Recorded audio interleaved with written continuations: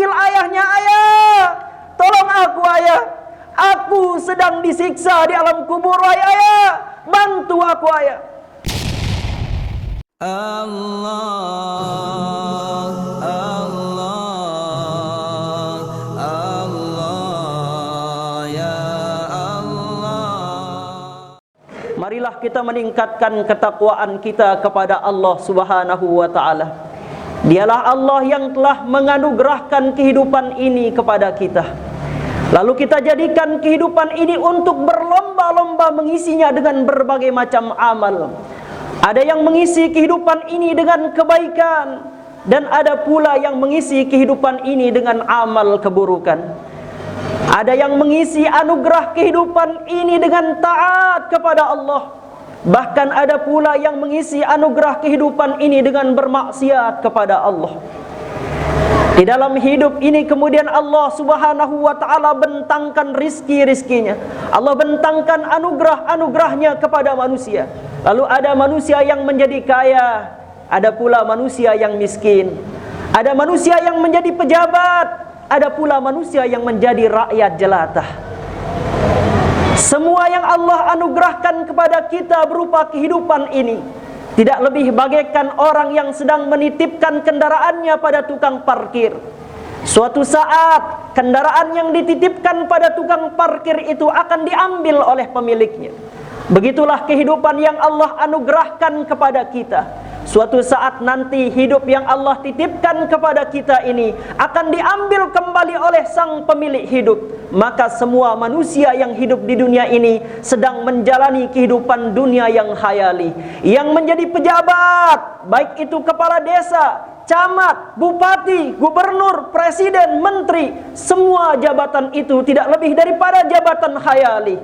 Kehidupan asli kita adalah kehidupan akhirat. Kekayaan yang Allah berikan kepada kita di dunia ini tidak lebih daripada kekayaan khayali. Bukan kita yang memilikinya, tetapi Allah yang maha memilikinya. Dan suatu saat nanti akan diambil kembali oleh sang pemilik, yaitu Allah Subhanahu wa ta'ala. I'lamu annamal hayatud dunya la'ibu wa lahu wa zinah وَتَفَاخُرٌ بَيْنَكُمْ وَتَكَاثُرٌ فِي الْأَمْوَالِ وَالْأَوْلَادِ كَمَثَلِ غَيْثٍ أَعْجَبَ الْكُفَّارَ نَبَاتُهُ ثُمَّ يَهِيجُ فَتَرَاهُ مُصْفَرًّا ثُمَّ يَكُونُ حُطَامًا وَفِي الْآخِرَةِ عَذَابٌ شَدِيدٌ وَمَغْفِرَةٌ مِنَ اللَّهِ وَرِضْوَانٌ وَمَا الْحَيَاةُ الدُّنْيَا إِلَّا مَتَاعُ الْغُرُورِ. Ketahuilah, anugerah kehidupan yang Allah berikan kepada manusia di dunia ini, begitu banyak manusia menjadikan hidup ini sebagai ladang permainan. Dijadikannya oleh manusia sebagai ladang senda gurau, tempat berhias-hias, tempat saling berbangga diri antara satu manusia dengan manusia yang lainnya. Dijadikannya kehidupan di dunia ini sebagai tempat mengumpulkan banyak harta dan anak keturunan. Tetapi Allah Subhanahu wa ta'ala jadikan kehidupan dunia ini tidak lebih bagaikan hujan yang mengagumkan para petani dengan tumbuhnya tumbuh-tumbuhan setelah hujan. Namun ketika datang musim panas, ketika datang musim kemarau, tumbuhan yang hijau itu kemudian menjadi menguning. Lalu setelah kehidupan yang menguning itu kemudian hancurlah tanaman itu. Seperti itulah kehidupan manusia di dunia. Ada kalanya hidup kita di dunia ini hijau, namun ada kalanya nanti hidup kita akan berubah kuning dan kehidupan kita akan hancur. Kullu man 'alaiha fan wa yabqa wajhu rabbika dzul jalali wal ikram. Semua yang ada di dunia ini fana. Semua yang ada di dunia ini hanyalah khayali. Yang maha kekal hanyalah Allah Subhanahu wa ta'ala. Kehidupan kita di dunia ini nanti akan diakhiri ceritanya. Yang memiliki cerita kebahagiaan akan berakhir cerita kebahagiaannya itu dengan kematian.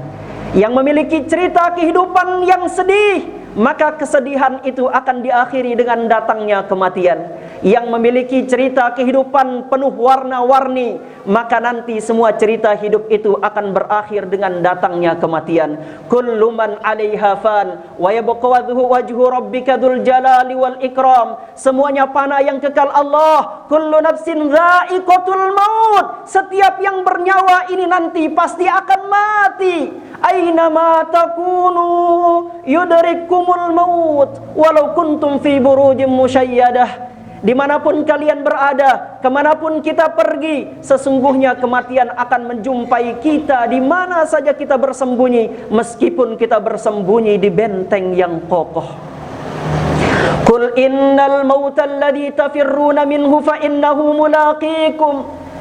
Katakanlah wahai Muhammad kepada manusia itu, kematian yang kalian lari daripadanya, maka kematian itu akan datang menjumpai kalian di mana saja kalian akan berada. Raja-raja meninggal dunia, presiden-presiden juga akan mati, menteri-menteri yang berkuasa juga akan mati, orang-orang kaya mati, petani-petani mati, rakyat jelata mati, semua manusia akan mati. Tinggal manusia menunggu gilirannya, kapan akan diwafatkan, kapan akan dimatikan oleh Allah Subhanahu wa ta'ala. Ketika manusia didatangi oleh malaikat Israel pencabut nyawa, lalu dicabutlah nyawa manusia, maka seorang manusia akan menyaksikan kematiannya bagaikan sebuah mimpi. Dia akan melihat jasadnya terbujur kaku, lalu kemudian dia saksikan bagaimana jasadnya dimandikan. Dia akan melihat bagaimana jasadnya dipakaikan kain kafan, lalu dia menyaksikan bagaimana jasadnya disolatkan oleh begitu banyak manusia. Lalu kembali dia menyaksikan jasadnya itu dihantarkan ke pekuburannya.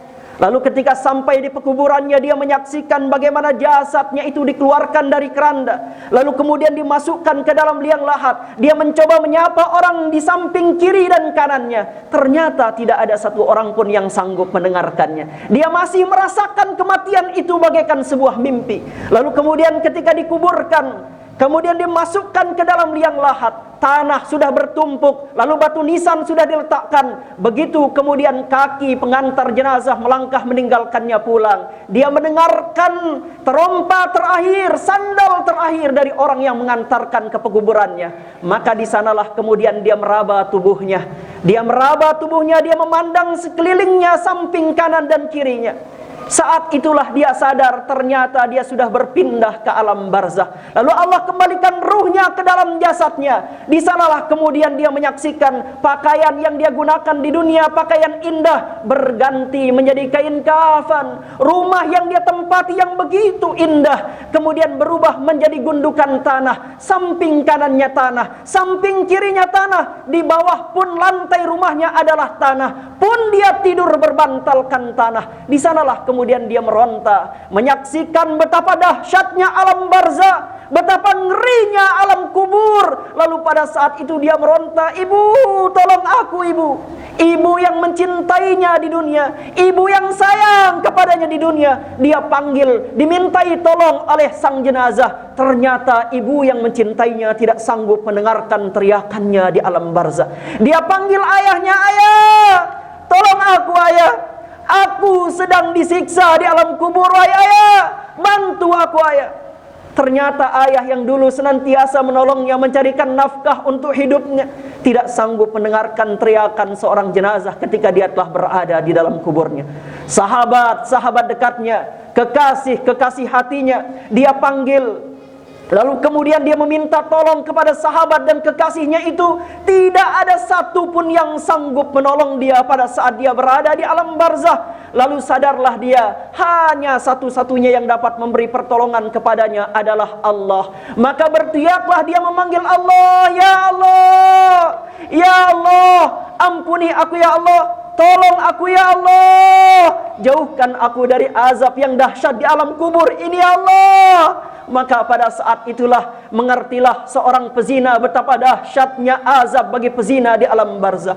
Mengertilah orang yang membunuh betapa ngerinya azab Allah di alam barzah. Mengertilah orang-orang yang memakan harta riba betapa dahsyatnya azab Allah di alam barzah. Mengertilah mereka yang zalim, pemimpin-pemimpin yang zalim, penguasa-penguasa yang zalim. Mereka berteriak memohon kepada Allah betapa ngerinya azab di alam barzah itu.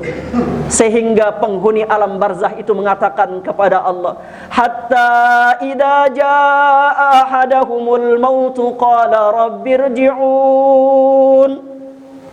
Tidak ada seorang pun yang telah berpindah ke alam barzah ketika kematian telah datang menjemput, kecuali mereka mengatakan, Rabbirji'un, ya Allah, kembalikan aku ke dunia ya Allah, balikkan aku ke dunia ya Allah, agar aku dapat merasakan hidup kembali di dunia. La'alli a'malu salihan fima taraktu, agar aku dapat beramal soleh dengan amal yang dulu pernah aku tinggalkan ya Allah. Masjid sangat dekat dari rumahku ya Allah, namun aku tidak datang melaksanakan salat jamaah. Ketika orang berlomba-lomba melaksanakan salat subuh berjamaah, aku asik tertidur di kasurku yang empuk sambil memeluk guling.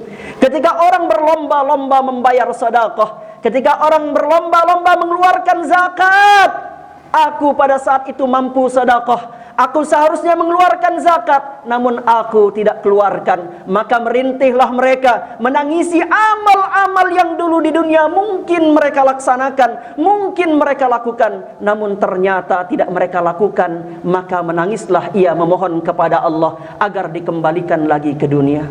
Lalu kemudian dia berkata kepada Allah Subhanahu wa ta'ala, Rabbi laula akhartani ila ajalin qarib fa asaddaqa wa akum minas salihin. Ya Allah, maka di dalam kubur itulah setiap orang yang menghuni kubur itu meneteskan air mata setiap saat, setiap hari dia menangis memohon kepada Allah. Rabbi laula akhartani ila ajalin qarib. Ya Allah, kalau seandainya bisa engkau tangguhkan aku kembali ke dunia ya Allah, fa asaddaqa wa akum minas salihin, aku akan bersedekah, aku akan beramal baik, lalu aku akan menjadi golongan orang-orang yang soleh. Betapa menderitanya ketika kita telah berpindah ke alam barzah dan ternyata kita pulang menghadap Allah dalam keadaan tidak membawa bekal yang cukup. Para jamaah yang dimuliakan Allah Subhanahu wa ta'ala, hadirin salat Jumat yang dimuliakan Allah Subhanahu wa ta'ala, marilah kita bermuhasabah kepada Allah. Marilah kita merenung kepada Allah. Tidak ada yang abadi dalam kehidupan dunia ini, semua kita pasti akan mati. Sebaik-baiknya manusia juga akan mati, sejahat-jahatnya manusia juga akan mati, sehebat-hebatnya manusia pasti akan mati, seburuk-buruknya manusia juga akan mati. Yang soleh mati, yang toleh mati, yang taat mati, yang maksiat mati, yang kaya mati, yang miskin mati, raja-raja mati, rakyat jelata mati. Semua kita nanti akan menghadap Allah. Yang tersisa adalah hisab di hadapan Allah Subhanahu wa ta'ala. Allah